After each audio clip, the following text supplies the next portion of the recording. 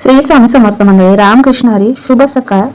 शाकंभरी नवरात्र सुरू झालंय मैत्रिणींनो, आणि सकाळची माझी देवपूजा झाली आहे. स्वामींचं नामस्मरण झालंय. स्वामींची जी माझी सकाळची सेवा असते ती झाली. दुपारी होते दुर्गा सप्तशतीच्या पाठाला सुरुवात. केंद्रात गेले आणि केंद्रात जाताना बघा एक गाडी आम्हाला रस्त्यात भेटली. तिथं त्या गाडीवर स्वामींची अशी प्रतिबिंब छान होताना स्वामींचा नमस्कार केला. जिथं जिथं आपण जातो ना, शुद्ध मन असतं, आणि जिथं आपल्याला असं वाटतं की स्वामी आपल्याला आता दिसतील तर लगेच दिसतात. त्यानंतर मस्त स्वामींचं असं मी दर्शन घेण्याआधी सर्व साफसफाई केली केंद्रामध्ये, म्हणजे झाडझूड केली, आणि मग औदुंबराचं दर्शन घेतलं. कारण की औदुंबराजवळ आपल्या ज्या मनातल्या ज्या इच्छा असतात त्या जर सांगितल्या आपल्या लवकर पूर्ण होतात, आणि आपलं दुःख सुद्धा लवकर कमी होतं. औदुंबराला 11-21 अशा प्रदक्षिणा माराव्यात, आणि दत्त महाराजांचं दर्शन घेतलं, आणि मस्त अशा सगळ्या सप्तरंजा टाकून घेतल्या. सगळ्या आपल्या बायका असतात ना सप्तशती पाठाला बसलेल्या, त्यांच्यासाठी बसण्यासाठी. आणि त्यानंतर मी आपलं स्थान ग्रहण केलं. त्यानंतर तिथे आपले माझे जे पुस्तकं होते स्वामींचे ते ठेवले, आणि स्वामींचं दर्शन घेतलं. गाभाऱ्यात गेली, आणि बघा आपल्या शाकंभरी मातेचं दर्शन घेतलं. आणि गेल्यानंतर असं वाटतं की आपली आईच आपल्याला बोलवते आहे, आणि तिचा आशीर्वाद घेण्यासाठी आपण इथपर्यंत आलो आहोत, असं मनाला मनशांती मिळते. महाराजांचं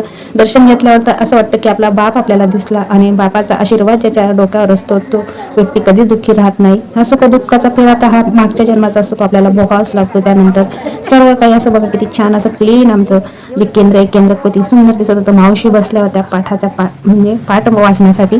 आणि नंतर परत अजून महाराजांचं बसण्याआधी मी नामस्मरण केलं, माळ जप केला, आणि महाराजांचं देवी आईचं दर्शन घेतलं. आणि महाराजांना एकच इच्छा सांगितली की नवीन वर्ष सर्व स्वामी भक्तांसाठी सुखाचा, आनंदाचा आणि ऐश्वर्याचा जाऊ द्या. त्यानंतर दुर्गा सप्तशती पाठाला मी सुरुवात केली. असे ज्याचं म्हणजे ज्याची पाठाची जी तीव्रता असते वाचण्याची, तर ती जर फास्ट असेल तर 1 तास लागतो, आणि कमी असेल तर 1.5 तास लागतो. नंतर आमचं पाठ वाचल्यानंतर महाराजांच्या पालखीचं दर्शन घेतलं. महाराजांना सांगितलं की महाराज, जे कोणी दुःखी व्यक्ती असेल त्याचे दुःख दूर करून त्यांच्या घरात सुख समृद्धी येऊ द्या, आणि ज्यांच्या काही इच्छा असतील त्या पूर्ण होऊ द्या. नंतर महादेवांचं दर्शन घेतलं. महादेवांना आरती मी जे दिवे नेते ते दिवे लावले होते, ते दिव्याचे काही शूट झालं नाही, गर्दी खूप झाली होती. त्यानंतर महाराजांचं पुन्हा दर्शन घेतलं, आणि परत निघाले.